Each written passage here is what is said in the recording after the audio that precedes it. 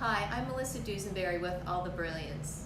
Recently, I came across an article from the Robb Report which talks about this idea of what are your jewelry ingredients? We know so much about what we eat. Do we really know what's in our jewelry? I'm here with Katherine Parr, who's been very involved in this topic for a number of years, and she's going to share with us some of her unique insights. Thank you so much for joining us, Katherine. Oh, thank you, Melissa. I'm happy to be here and talk about one of my favorite subjects, sustainability and jewelry. Great. Well, why don't we tee this conversation off by asking, what do you look for when you're sourcing your stones? Are there certain questions to ask? There are. As a designer, I ask any question that I would expect my customers to ask.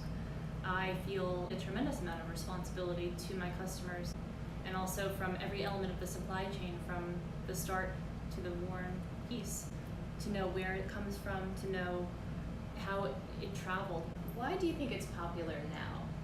Well, first of all, it's the right thing to do. It's the right thing to do business with your ethics and values that you hold near and dear.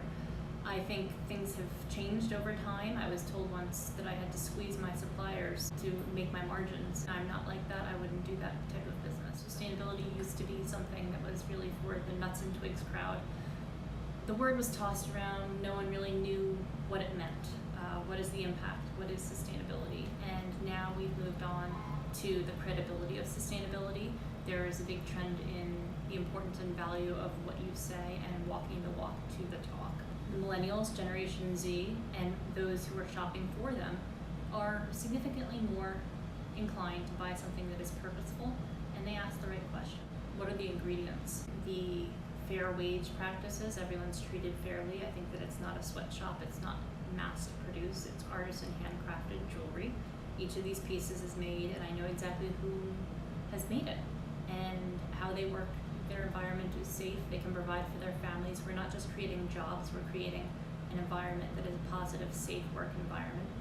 I also find that having a charitable giving element to the company, not in a percentage of purchase, but that as a company we're showing that we have ESG and especially social elements, where we're doing, for example, girls' scholarships in Afghanistan under Turquoise Mountain in the neighborhood where the artisans send their children to school. For me, that's important.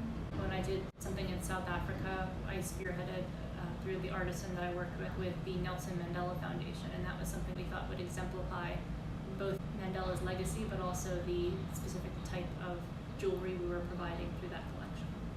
Katherine, along the lines of what you're developing with your supply chain, one of the goals of the Gemstone Education Series is to provide consumers with some information and education on questions to ask when they're buying a gemstone or any jewelry. And I think designers more than ever are caring, just like you, about where their stones are coming from, how social impact is possible to wear something that is a reflection of what is of meaning and of value to you as an individual.